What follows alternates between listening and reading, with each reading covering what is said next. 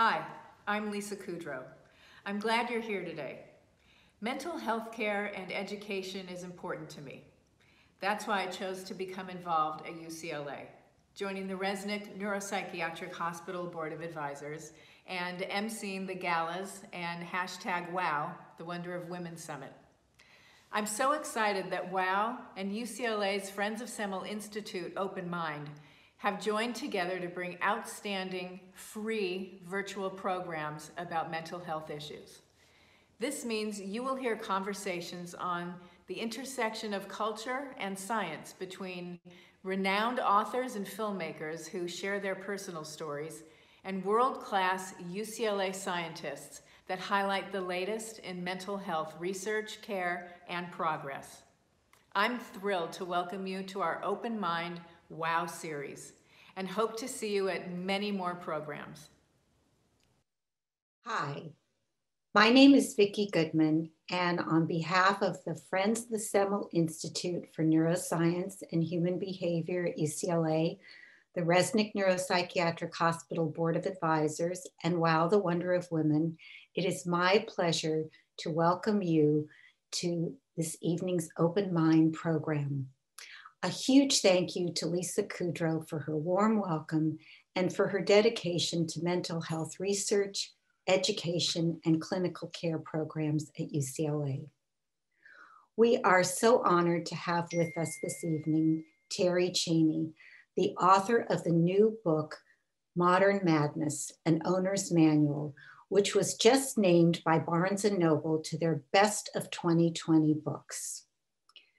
Terri is also the world-renowned author of the New York Times best-selling book, Manic, which was translated into 8 foreign languages and was optioned by HBO. Her dramatic life story, from entertainment attorney for Michael Jackson to mental health advocate, was recently adapted for the Amazon TV series Modern Love, starring Anne Hathaway as Terri Cheney. Her writings, someone just said my camera is not on. Her writings and commentary about mental illness has been featured in the New York Times, the Los Angeles Times, the Atlantic, the Huffington Post, NPR, and countless articles and blogs, including her ongoing blog for Psychology Today, which has had over 1 million views. Terri now devotes her advocacy skills to the cause of destigmatizing mental illness. She is a member of the board of directors of the Sachs Institute for Mental Health Law, Policy, and Ethics at USC. We won't hold that against her, that other school across town. Terri is also on the honorary board of directors of the International Bipolar Foundation and served on the Community Advisory Board of the UCLA Mood Disorders Research Program. Terri currently lives in Los Angeles, where she says a certain amount of eccentricity seems to be appreciated. We are also honored to have with us Dr. Michael Gitlin, who is a distinguished professor of clinical psychiatry at the UCLA David Geffen School of Medicine at UCLA. He is currently the director of the adult division in the Department of Psychiatry, medical director of the Neuropsychiatric Behavioral Health Services, and director of the Mood Disorders Clinic at the UCLA's Resnick Neuropsychiatric Hospital. From 1980 until 2004, Dr. Gitlin was the medical director of the Aftercare Clinic, which is a research clinic in schizophrenia. He's the author of over 160 scientific articles and book chapters, as well as 5 books, and has received numerous awards as a distinguished educator. I have one important announcement about a new Friends of Semel program that I'd like to tell you about. In addition to supporting the Open Mind and our Research Scholar program that awards grants to early career neuroscientists, we are very excited to announce the launch of our inaugural Open Mind Film Festival for Mental Health. This program is open to all high school students in Los Angeles County. Students are encouraged to submit short films highlighting their unique perspectives on mental health, with the goal of promoting understanding of their experiences and concerns. You can find more information about the Open Mind Film Festival on our website, friendsofthesemmelinstitute.org. This film festival is the brainchild of our longtime board member, Mia Silverman. Huge kudos to Mia for getting this program launched. Just a few housekeeping notes. Today's program is being taped, so if your friends, family, or colleagues were not able to join us today, we hope that they will go to our website, friendsofthesemmelinstitute.org, where they will find our YouTube channel, where you can see this program and other past Open Mind programs. Our program today will last for approximately 1 hour, with the last 15 minutes being reserved for your questions. Now, everyone's Zoom has been muted, and we ask that you please allow it to remain in that mode. But you can ask your questions via the Q&A, which is at the bottom of your Zoom. Type in your question, and we will do our very best to get to as many as possible during the time allotted. And now just one more thing before I welcome Terri Cheney. I would just like to add that our Open Mind programs depend on the support of audience members like you. If you feel that we are providing a valuable service to the community with our free programs about mental health issues, we hope you will consider joining us and supporting our work if you can. You can do so by visiting our website, friendsofthesemmelinstitute.org, or even easier, you will receive a thank you note in your email tomorrow with a link to our website. Please remember that every dollar matters and no donation is too small or too large. We thank you in advance for your support. And now please join me in giving a warm Zoom welcome to Terri Cheney. Thank you so much. Hello, Vicki. I was not able to see you, so I hope everybody else can, but thank you so much, Vicki, for that introduction. And I'm just thrilled to be here. I'm a big fan of the Open Mind series and always have been. And I'm also a big fan of Dr. Gitlin, so I'm very honored to be interviewed by him tonight. I certainly didn't think when I wrote my book, Modern Madness, how timely the title was going to be. And I think if ever we needed a focus on our collective mental health, it's now. So I'm going to read you an essay from the book, a story. I decided to read you one about mania because people are always asking me, what's it like to be manic? And you may not be so eager to find out after you hear the story. It's called Journeys That Take You Too Far, Too Fast. Only Monday, and already it was a lost week. The piles of important and neglected papers on my desk had copulated in the night, producing even more piles. My house was a shambles. How long since I'd cleaned it? And I was too tired to snap to and take charge. I went to bed cranky and frustrated. But when I woke the next morning, I felt it. That dazzling surge of manic energy that makes me long for a project, any project, to devour.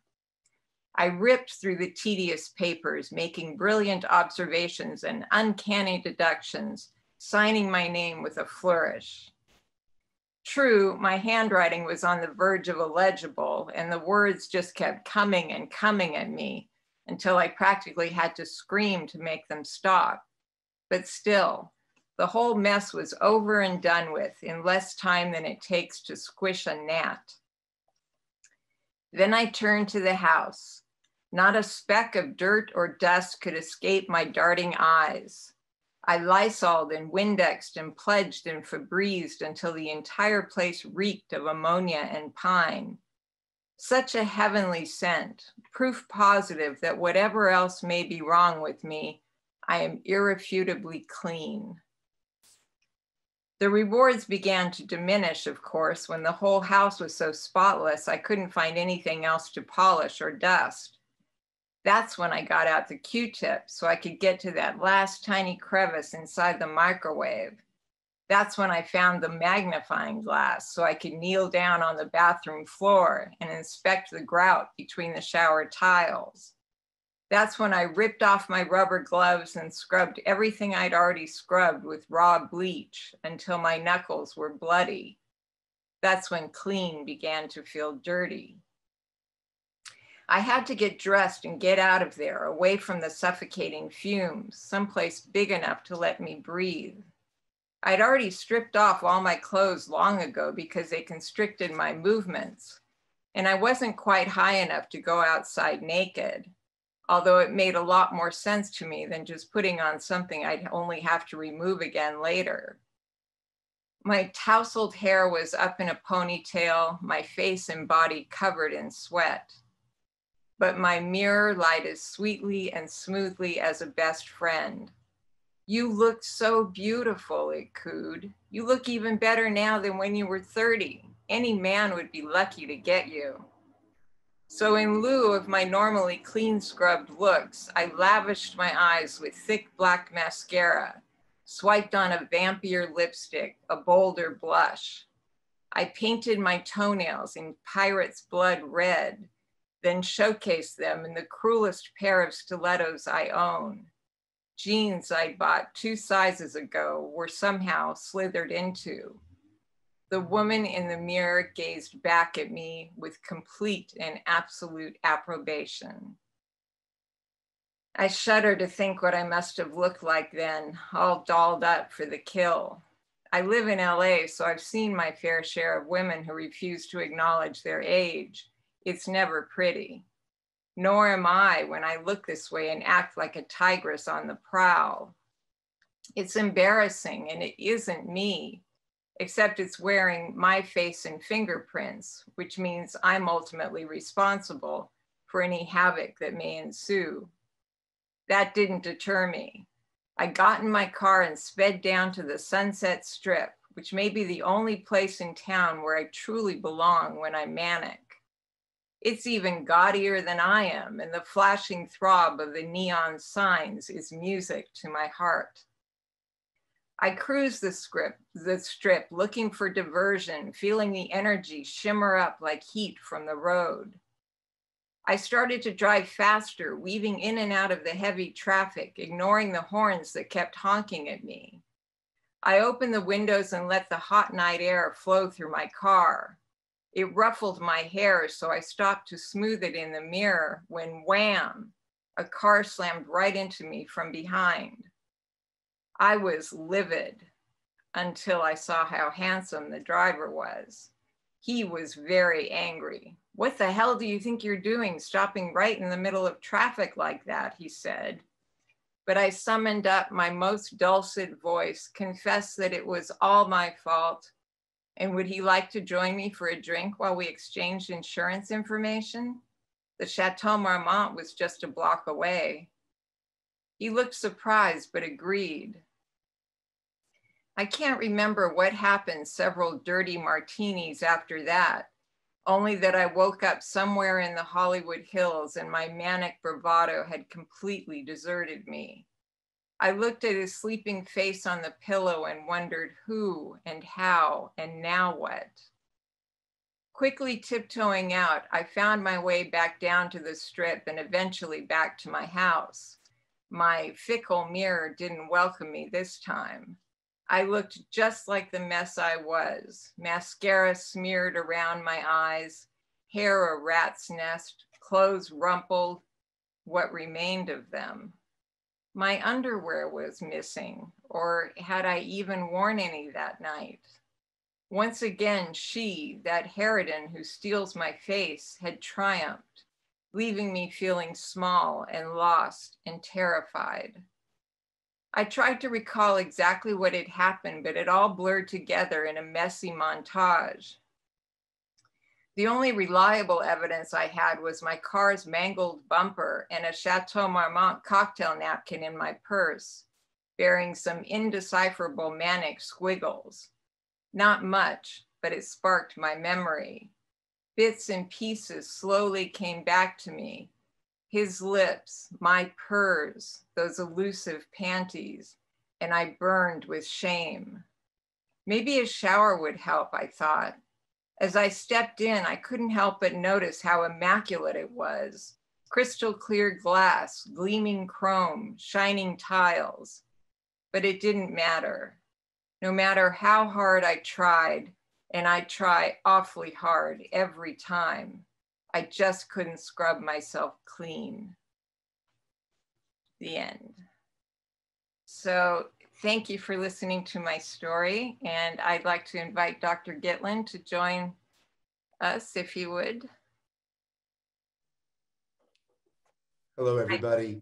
My name is Michael Gitlin, and I'm so honored and happy to be here tonight. I've done a number of these events, and it's always a thrill. I've been a fan and a part of the Open Mind and the Friends since they started 15 plus years ago. I do a lot of work with mood disorders, which is why I'm here. And Terry's book, for those of you who have not read it, is, as she says, it's a memoir of bipolar disorder, which she correctly calls an owner's manual. And in it, just so you know, for those of you who haven't read it, she goes over all the expressions and manifestations of bipolar disorder, the symptom states, mania, hypomania, depression, mixed states, rapid cycling, issues around suicidality. And then she goes over the interaction, as she just described so well, the interaction of having bipolar disorder and its effect on relationships, which is obviously very important. Then she talks about what not to do, she calls bad coping skills, what to do, which she calls good coping skills, and then finishes with a lovely reflection on all sorts of treatment modalities, medication, psychotherapy, EMDR, everything you can think of, all told with great humor and perspective. As an example of one of the many, many vignettes, she talks about how everybody suggests that if you're depressed, you exercise. And I confess, I give that suggestion all the time, virtually every day. And she acknowledges that if you're mildly depressed, maybe mildly to moderate, yes, you can probably get yourself out to either take a walk or go on the exercycle or whatever. She says, but you know, if you're really moderate to severely depressed, how are you going to exercise? You can barely muster the energy to roll over in bed. And it was nice to hear somebody say that honestly, because that's exactly, unfortunately, what so many of my patients tell me. And Terry's book adds to what is really a growing and fascinating literature on memoirs, personal accounts of people with psychiatric disturbances. The first one that really set the tone, there were prior ones. A guy named Burton in the 19th century wrote about his depression. But the modern ones start with Kay Jamison's classic about being bipolar called An Unquiet Mind. Ellen Sachs and her struggle with schizophrenia, The Center Cannot Hold, and for straight old depression, Andrew Solomon's Noonday Demon, which is half memoir and half textbook on depression. For those of you who've read Terry's book, you can see that there's a lot of education in it, but it's really a unique and individualized and very personal account. After all, it's Terry's account of herself. And at first, as I was reading it, I kept thinking, you know, no, I don't agree with that. That's not true for most of the patients with bipolar disorder that I know of, etc. And then after a while, I realized that that was one of the core issues to get from the book. That is, any generalization you make about bipolar disorder is probably you'll probably be able to think of endless examples that don't agree with that generalization. So as an example, in Terry's book, she talks about her obsessionality in the vignette she just read about the cleaning. That's an example. Or rejection sensitivity. And she says, well, bipolars tend to be that. Well, actually, fair numbers of bipolar people are not that. Terry may be that way. The point is that people with bipolar disorder have some core, almost universal manifestations, and then a remarkable variety of differences. Emil Kraepelin, the great 19th century German psychiatrist who first distinguished schizophrenia from bipolar disorder, he called the former dementia praecox, the latter manic depressive insanity. In his great work published actually in 1921, he says, look, whatever this is in German, he says, you know, the variability in the expression of bipolar disorder, which he called manic depressive insanity, is just unbelievable. Whatever you can say, you can find other examples of it. And I think that's something we have to acknowledge. The other issue around this has to do with the issue of personality. You know, people with bipolar disorder have different personality attributes, traits, sometimes disorders, just as those of us who are not bipolar have different personality traits.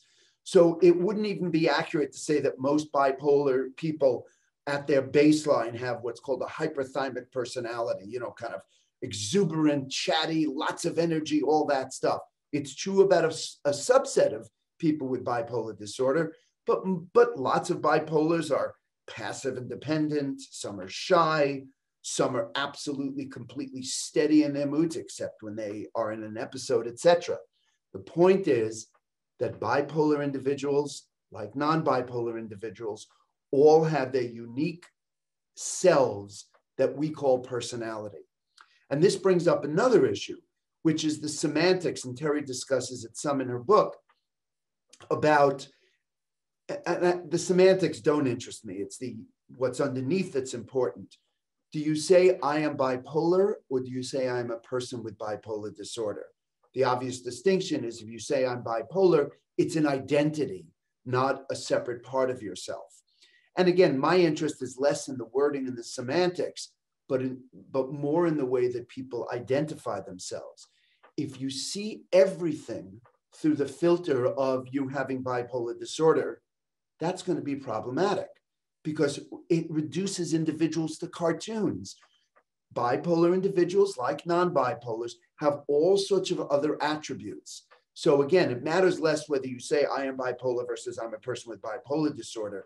And more important, that you not see your whole self through the filter of that disorder. Similarly, for those of you who will read the book or have read the book, not everyone goes through every phase. Not everybody is rapid cycling, have a mixed state, etc. So it's very important to remember the extraordinary variability. Next point, I loved some of the interactions that Terri talks about in the book. The internist who says she can't possibly be bipolar because she had so many positive traits, as if, of course, those were mutually exclusive, or the bigger issue is, so if you have bipolar disorder, is it always obvious to the people next to you that you're bipolar? Well, that would imply that you're chronically, constantly symptomatic, which in fact is not true. Bipolar disorder is by and large an episodic disorder. Highs and lows, manias, hypomanias, depressions, and bipolar individuals spend a chunk of time not in an episode. But to say, gee, you don't look manic now, you can't be bipolar, is just as ridiculous as talking to somebody who has migraine headaches and say, well, you can't possibly have migraines because you don't look like you have a headache now.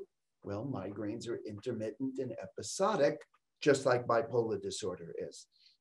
Or the psychologist. This was a hurtful vignette because it's a mental health professional who she was dating, who thought the diagnosis had to be wrong because she was a successful lawyer. Oy, that was painful to read. All right. So it's very important to remember about the episodic nature. And frankly, I have lots of patients who have mood disorders and bipolar disorder who are successful lawyers and doctors and professors. And you know what? If your symptoms are mild and you have pretty good insight, you can actually fake it. And no one will recognize that you may be slightly hypomanic or more commonly, slightly to moderately depressed. All right, Terri also talks a great deal about coping, which I think is spectacularly important. And the reason for that is, you know, when lithium is the first mood stabilizer came out in the 1960s, there was a first book about lithium that came out written by a psychiatrist in New York called Mood Swings, in which, if you read the book, it sounded like, oh, Every bipolar person can just take lithium and that's it. They're fine. They don't need anything else. No psychotherapy, no other medicines. Everything is great. That's ridiculous.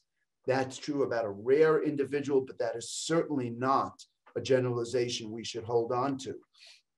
And so therefore, what really is important is not just that lots of different we need lots have access to different medicines, but how a person with a mood disorder lives their life is an important component. It's not just medication. It's medication plus lives. And we should think about it like increasingly we think about other medical disorders. If you have heart disease, they're not just going to give you a bunch of meds. They're going to tell you to watch what you eat and exercise regularly, and don't drink too much and all that usual stuff. Well, it's the same thing with mood disorders. And so what would be the ways that you should help yourself in this coping way? The answer is what I think, with respect, I hope, grandmother therapy. Grandmother therapy is go to bed at the same time, wake up at the same time, make sure you don't drink too much, exercise, don't have too much stress, all those things we're supposed to do and are so hard to do. But in fact, they really are helpful and healthy ways to live. And if you have a mood disorder and you live healthy, your mood disorder will be somewhat better.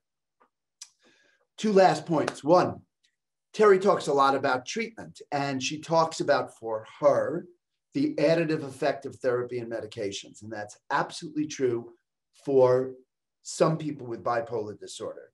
But I want those of you in the audience who either are bipolar or are close to somebody with disorder, there are fair numbers of individuals with bipolar disorder who in fact will do fine with medication alone. I treat many, many of those people.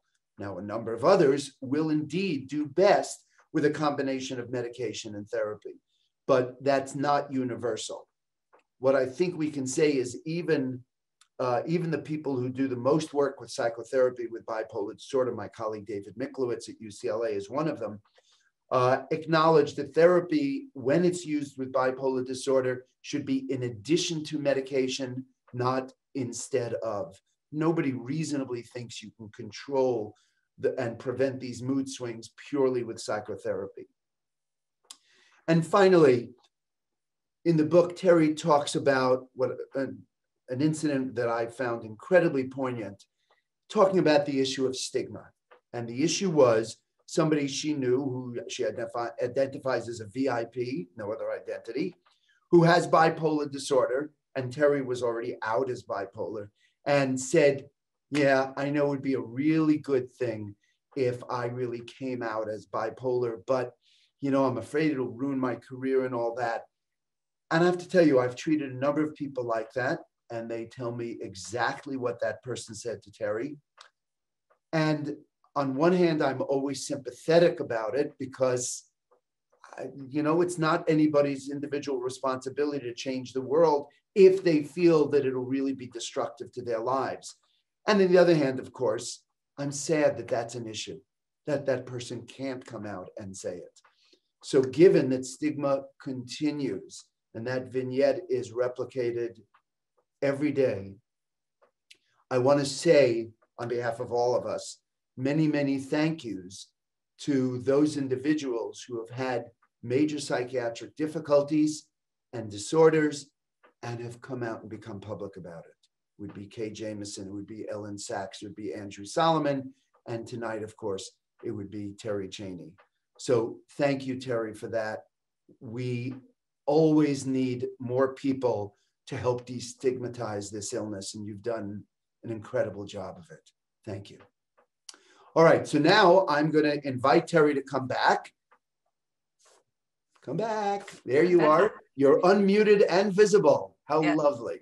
Thank you, Dr. Gitlin. And what we'll do now is, on the basis of my reading of the book, I wanted to ask Terri a few questions and have us discuss them, and then we'll open up to questions that Vicky will be the master of ceremonies for. So first, what made you decide to write this book, given that you had written your prior book, Manic? What was your hope and your interest in what did you want to accomplish that you hadn't previously accomplished? Well, my prior books, there were actually two of them, were about me mostly, and my life with bipolar disorder, first as an adult in manic, and then as a child in the dark side of innocence. And I thought, I've heard so many stories since those books came out from friends and family, loved ones of people with bipolar disorder, other mental illnesses, that I really wanted to reach beyond myself this time and acknowledge and incorporate those struggles as well, because it's not easy. I've learned the hard way to be in love with or care for someone with a mental illness. It can really have its own consequences. So that's what I was hoping to be different about Modern Madness. Good, and I think you accomplished that beautifully. This is always a question for people like Ellen Sachs and Kay Jamison and you. What was the difference in how people responded to you once you were out as a bipolar individual?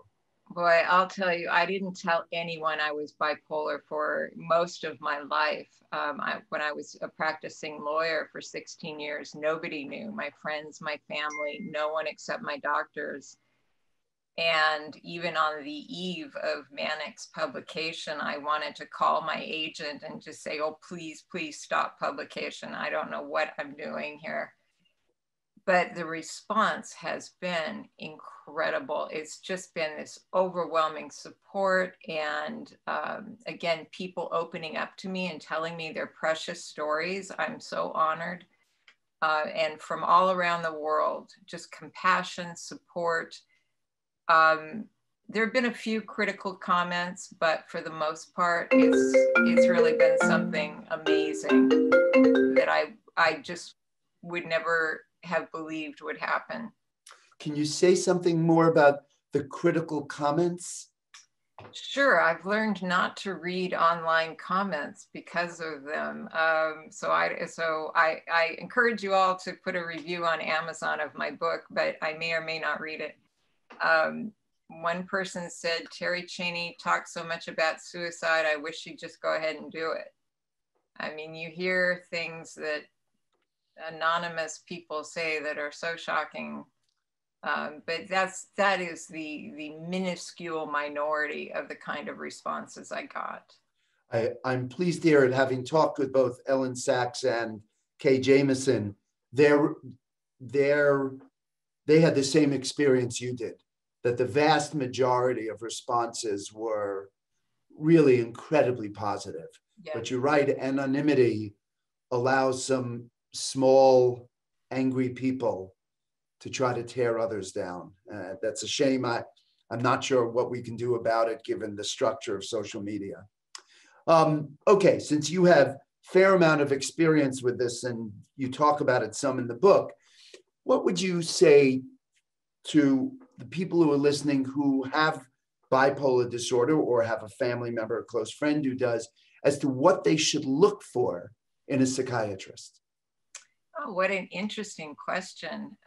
Who else would ask it except a psychiatrist? Well, first of all, I'd like to make a plea that more of you would take insurance. It really is tough out there. I think that good therapy is like a good relationship. You need that rapport. You want your doctor to be well schooled and well versed in the illness. But I really do believe that psychopharmacology is as much of an art form as a skill, and you need that intimate connection with your psychopharmacologist, because so many people in America experience what I call white coat worship. They're terrified to call their doctor.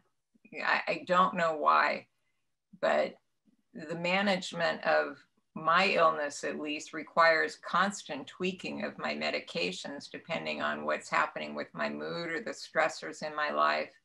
So I need to have that open dialogue and that open line to my doctor, and I need a doctor who's comfortable with that. So those are some of the things I'd look for in addition to insurance. Did you Did you split the therapy and the medication, that is somebody prescribed and somebody else was your therapist? Yes, I did. I have had the same psychopharmacologist and the same therapist for over 25 years. And unfortunately, they're both retiring this year. So I will continue to have a psychopharmacologist and a therapist. I think it's important. And just my plea, I've done both, where I've been both a therapist and the psychopharmacologist, and other people where I did the medication. Excuse me, my patient was in therapy with someone else. And I think with the right individuals, both the patient, the psychiatrist, and the therapist, both models can work. Well, what I learned was you really need to have a quarterback, and my psychopharmacologist agreed to be the quarterback of my whole medical team, my endocrinologist, my primary care physician, my therapist. You know, there was communication between all of them, because the medications I might take for my thyroid, for example, impact my mood, and my psychopharmacologist needed to know about that. So that's the ideal situation, and to have a more holistic approach. Sure. You know, your comment about insurance is interesting, because my next question, which I wrote 2 weeks ago, not when you just said it, was, given the number of therapies you've tried, you've either been blessed with money or really good insurance. We need to acknowledge how hard it is to access some of these treatments. And I was going to ask you to comment. You've already given a first comment, which I love. It's incredibly expensive. I was fortunate enough to have the money early on as a lawyer to try different therapies, but my therapist is also very, very involved in my care and very willing to try new things. So, you know, I'm lucky that way. He did as much experimentation as possible within the confines of our therapeutic relationship. Yeah, but I certainly second your comment about we have a health system that simply doesn't work the way it should. Too many people, everybody can get some care, but lots of people cannot get good care, the kind of care that I think you've had. Well, and I also educated myself a lot about what was available out there, and I think that's something more people need to do, to really, you know, take the bull by the horns and take your treatment seriously, because you're the only one who really can inform your doctor about what's going on. And you're the one for whom the consequences are most personal. Okay, great. So as I noted in my first comment or two, you spend a chunk of the book, from about halfway to 2/3 of the way, talking about coping techniques, both good ones and not such good ones, which I thought was very wise to distinguish those. I would love to hear you talk a little bit to the audience about the coping techniques that you describe and discuss in the book. Some of the best ones, one that I'm working on right now is self-compassion. That's been my quest for a little while now in therapy. It really does wonders. And we are so used to telling ourselves when you have a mental illness that you're not worthy of compassion, or you're not good enough. You could be doing things so much better. And so having that softness toward yourself has been a huge tool for me. But also honesty helps a lot. I lied so much of my life about my bipolar disorder and not being able to make appointments because of it, and making up all these excuses in my job and my work. And boy, being honest is such a relief. And especially now that my memory is going, it's so much better to just have the truth to tell rather than trying to remember everything that I made up. I have a sort of a mission, which is 5 little words that people can do rather than give advice. I hate getting advice when I'm in an episode. I don't like it when I'm not in an episode, so who does? But if you're dealing with someone who's struggling, my suggestion is that you sit down and say to them 5 little words, tell me where it hurts. And then you sit back and you listen and you let them talk about some of the darkness and the fear and the anxiety that's inside them. And when that darkness hits the light, it dissipates a little. You don't feel judged the way you do when you're told to, excuse me, Dr. Gitlin, but to go out and exercise more, or to eat more blueberries, or clear your chakras, or whatever people tell you. There, you get so much advice and it really doesn't help, but tell me where it hurts can make all the difference in the world. That's great. Please share with us one of the bad coping strategies, because you talk about that in the book too. Ironically, isolation is a bad coping skill that I relied on for many, many years. So now with COVID, I'm having to see the flip side of it and see that, you know, there are things that are not so bad about being isolated if I make a real effort to stay connected to my friends and loved ones. But isolation is always a bad coping skill. Dishonesty, the flip side of my good coping skill, dishonesty is, and not trying hard enough for happiness is a bad coping skill, if that makes any sense. So many of us are taught that we just have to lower our expectations about life. And I don't believe in that. I don't believe in suffering, and I don't believe in having low expectations of yourself, whether or not you have a mental illness. I think thriving is a great word, and really, you know, survival is wonderful. Thriving is the goal. Indeed. We only have a few minutes left before we're going to open it up to the audience. There was one point about 2/3 of the way through the book. You were talking about your friend whose primary care doctor prescribed him an antidepressant when it was just, he was situationally upset. Yes. At least your feeling was that he wasn't really depressed. And I agree with your railing against what we can describe as a non-sophisticated approach to diagnosis and treatment. The problem, of course, as you know, is that far more than half of antidepressants, and way more, more than half antidepressants are prescribed by non-psychiatrists in this country. And if anything, the trend is going more towards that way, not against that way. So I think that is problematic. But one editorial comment I felt I had to say, you were talking about the expense of some of the new expensive medications. And since I prescribe medications a fair amount, I wanted to say a few things. That every mood stabilizer is generic. 90% of all antidepressants are generic. And 65 to 70% of the antipsychotics are generic. Because I didn't want people reading the book saying, oh my God, how am I ever going to afford any of these treatments? Yes, there are a handful of new antidepressants and new antipsychotics, but lithium and Lamictal and Depakote and virtually all antidepressants are all generic, which is a good thing because they're not that expensive and insurance companies will pay for them, etc. So I just needed to add that. Comment? Well, I'm not quite sure I agree with you there.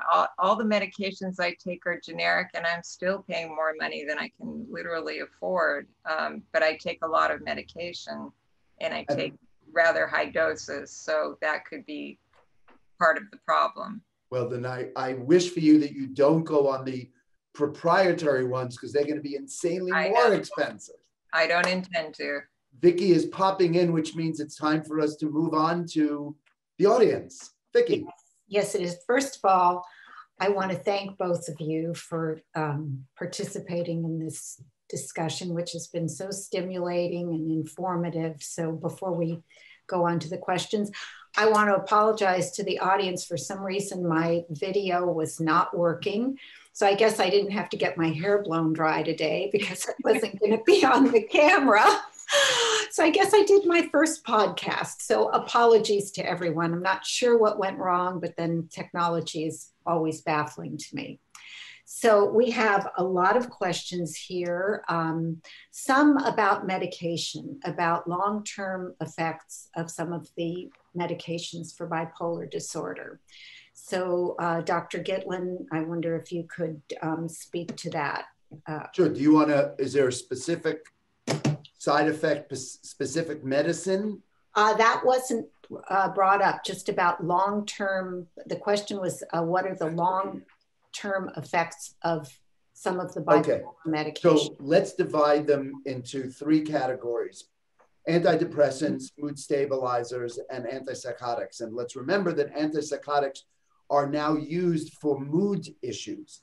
They have both mood stabilizing properties, and numbers of them have actual antidepressant properties. So we use them a lot now in the treatment of bipolar disorder.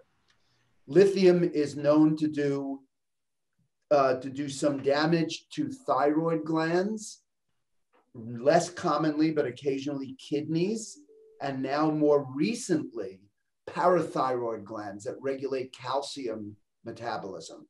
So a good psychiatrist is always, for a patient on lithium, monitoring kidney function, thyroid function, and more recently, calcium levels. Oddly, antidepressants, the most commonly prescribed of all of these, really have no known long-term effects. The only one is some really subtle evidence that long-term use of antidepressants can cause mild bone weakening, osteopenia, or if it's worse, osteoporosis. But the amount of that is really in some dispute, because it's also complicated by the fact that when people are depressed, they're less active. There's that exercise again, Terry. And if you're less active, you're more likely to have osteopenia. Antipsychotics, the two health risks we worry about are what are called metabolic syndrome risks, which is some of them, not all of them, can cause weight gain, higher liability towards type 2 diabetes, et cetera, that can all be monitored for, and something called tardive dyskinesia, which is a movement disorder that only occurs after extended exposure to antipsychotics. So those are some of the things we worry about, and every good decision about psychopharmacology, and I'm sure Terry will agree with me on this, is balancing risks and benefits. No perfect medicines out there, not aspirin, not ibuprofen, not acetaminophen. Every medicine that we have has potential side effects. So we're always balancing those two. Thank you, Dr. Gitlin. Question for Terry about COVID isolation. And this question is from Suzanne. And she says she was curious about how COVID isolation has impacted your writing, because you talk about in your book how important your writing space at the coffee shop was. Oh, that's a lovely question. Yes, I write a lot about Le Pain Quotidien in Beverly Hills, which is my office, really. I meet people there. I write there every day, or I used to until they shut down, which broke my heart. So I've had to relearn how to write at home. I spend a lot more time probably in bed writing, because that's my favorite place to write. So I'm a little embarrassed to say it in front of Dr. Gitlin, because it's just not the healthiest environment, but I'm making do, and I'm actually getting some writing done. And I belong to a writing group, so we meet every week, and that's been critical for me. On Zoom, of course. Of course. Yes. Next question we have from Christina. I am bipolar, and I read Mania with empathy and admiration. I was so impressed by how you accessed and articulated your memories of manic episodes. But have you ever found that there is a layer of experience in mania that escapes language and conscious understanding? Yes, my book Manic was very hard to write, because when I become manic, and I don't know, as Dr. Gitlin was saying, there's a great variety of experiences in bipolar disorder, but for me, I don't remember a lot of what happens. And I take copious notes when I'm manic, unfortunately in tiny, almost illegible handwriting. But I otherwise just don't remember what I did, and I have to piece it together through the sales receipts. So I think, yes, there's a lot that escapes me when I'm manic, and when I'm depressed. I tend not to remember being in any other state other than depression. So in both cases, keeping a journal and a mood chart has been very helpful. And that, yeah, and you're absolutely right. That's very common. That especially the more severe the mania, the less likely people are to remember it afterwards. And there's also this odd thing called state-dependent memory, that some people will only remember what happened when they were manic during a subsequent mania. And the same thing with depression. So if you're manic, you can't imagine and remember what it was like to be depressed, or vice versa, which is crazy, but you see it with some regularity. But this is where friends and family come in, because they remind me, okay, you're depressed, hang in there till Thursday, you're going to be all right. They hold the hope for me. That's lovely. Your support group. Yes. Yeah, that's so important. We all know that having support from friends and family, how important that is. It's essential. Question for Dr. Gitlin. This is from Dorothy, how much better are today's antipsychotics and antidepressants compared to 2 to 3 decades ago? All right, let me do it in reverse order. So for antidepressants, the antidepressants are no better now than the first one, imipramine, that came out in 1956. However, they are much better in the fact that their side effect profile is there's much easier to tolerate, which is a big deal. So more people can get to an adequate dose. And one of the really important things is, having grown up in that first generation of antidepressants, they are frankly much less lethal in overdose. It was always a tragedy that we gave people who were depressed the most lethal medicines out there. And modern antidepressants can be dangerous in overdose, but nothing like the old ones. Antipsychotics are not actually any more effective at treating psychosis than the first generation, things like Thorazine and Stelazine and Haldol and Prolixin. But here too, they are incredibly better tolerated. And the rates of tardive dyskinesia, that movement disorder that you can get from long-term use of antipsychotics, the best guess is they're about 1/7 the rate with the newer agents compared to the old ones. Again, having grown up in the first generation of antipsychotics, I cannot tell you what a joy that is, and how much of a margin of feeling better about prescribing it that we can have compared to the old days. The other difference about antipsychotics, as I alluded to earlier, the modern antipsychotics have mood effects. Antipsychotics have always been good at treating mania, but the newer ones can be mood stabilizers. They can actually treat depression. Few of them even have FDA indications for that. And that was not true about the first generation antipsychotics. So biologically, they have a broader spectrum of efficacy. Thank you. We have a question here from Linda regarding CBD oil. And I'm not quite sure what are there any benefits from CBD oil? Terri, you want to start? I have absolutely no comment on that. I'm still a lawyer. I don't dabble.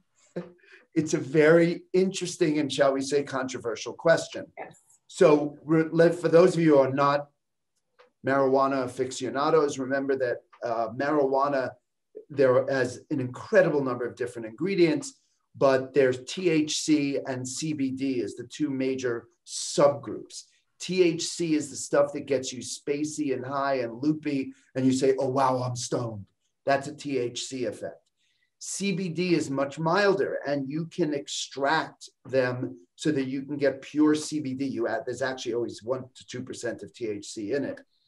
And there's some reason to think that CBD has some tranquilizing qualities, help people sleep, etc. The data are not completely consistent, but almost assuredly it's less dangerous to people with psychiatric disorders than THC is.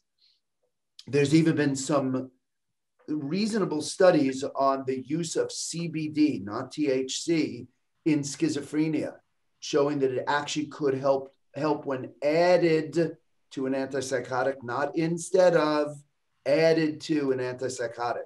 So I think in the next 5 to 10 years, we're going to see both studies on CBD as a treatment in psychiatry, and we're frankly going to see the same thing with psychedelics. Things like psilocybin.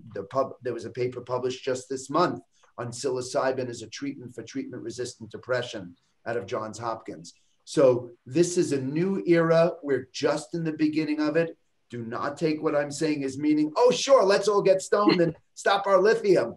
Ain't saying it, but it's an exciting, interesting area, and we need tons more information. I saw that Johns Hopkins paper, and it is very exciting. It is pretty cool, and it's not the first one. No. There was one from Oxford about 3 years ago. Anyway, the point is, this is going to be the next frontier, one of the next frontiers in psychopharmacology. Thank you. Question for Terri from Suzanne. Can you tell us a little bit about your childhood experience of the disorder?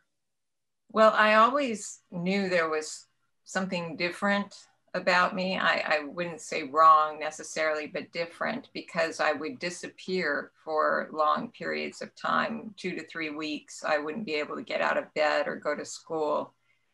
And then I would come roaring back to life, and I'd make up all the time I missed and all the, all the work I'd missed, and do extra credit reports on top of that.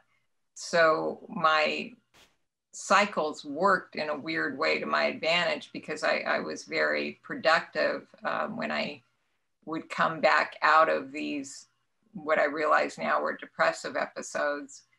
But it's, I'm sure you wonder, why didn't my parents say something? But, I was a straight A student and a cheerleader and valedictorian, and on the outside, it all looked so good. I was hiding most of the time. Were you aware of how you felt? I mean, was it?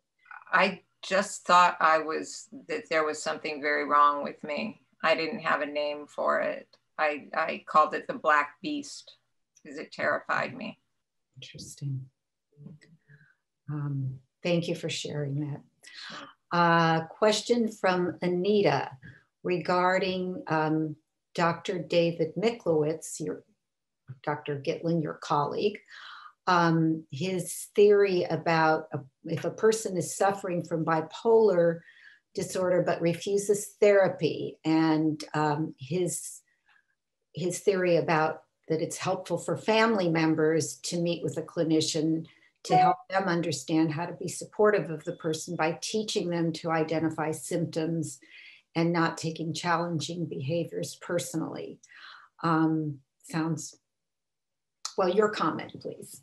Well, my comment is Dr. Miklowitz's vision of how to do family therapy with bipolar disorders is broader and more complicated. Education is one, not getting into hostile interactions all the time is another, but there's a whole bunch more. If we've not done one of these series with Dr. Miklowitz, I would strongly recommend it. He's truly the world's expert on family therapy and bipolar disorder. And again, of course, to do family therapy, you need a family.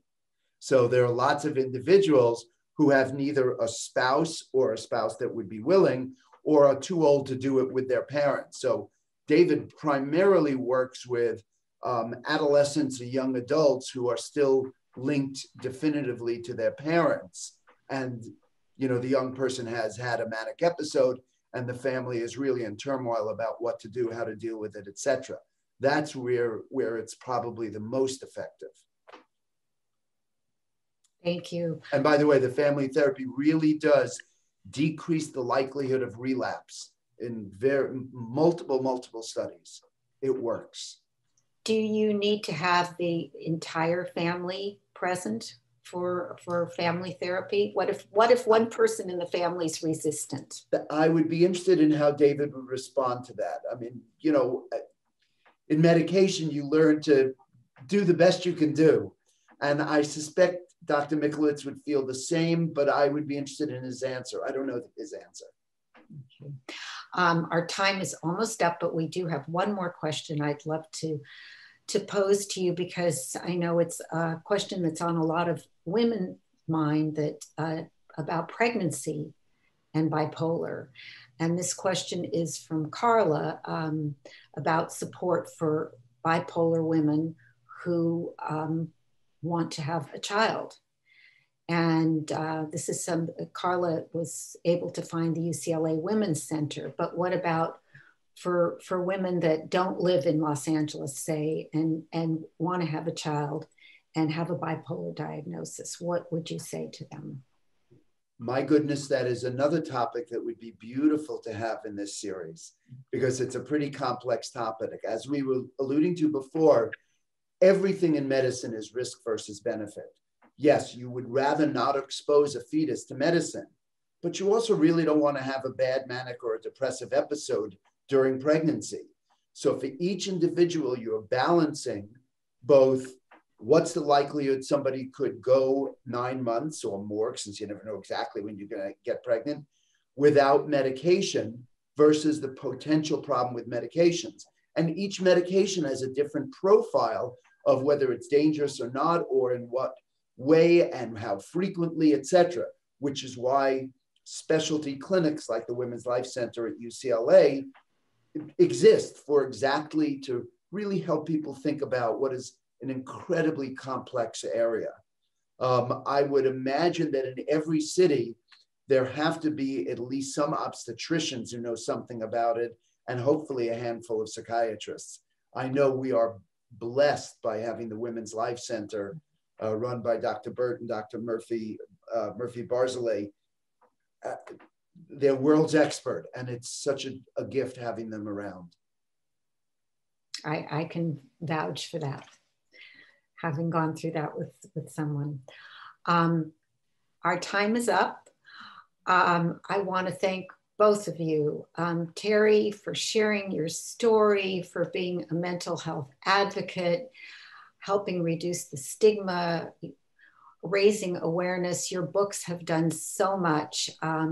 Watching Modern Love and seeing Anne Hathaway playing Terri Cheney, that brought it to the television screen of so millions of people.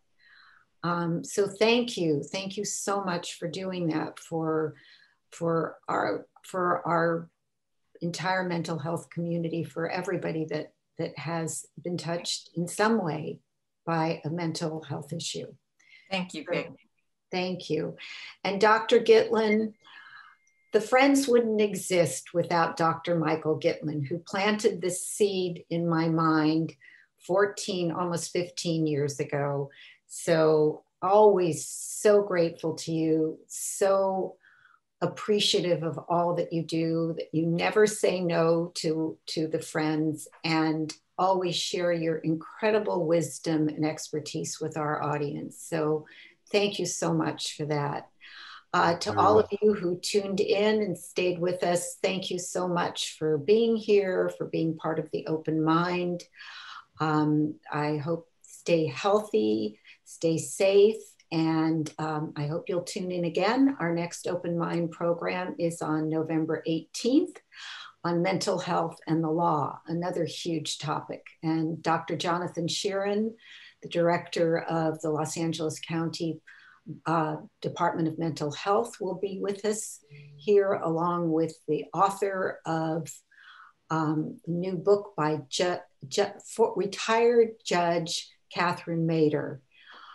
So we hope to see you then, and have a good evening. And thank you so much.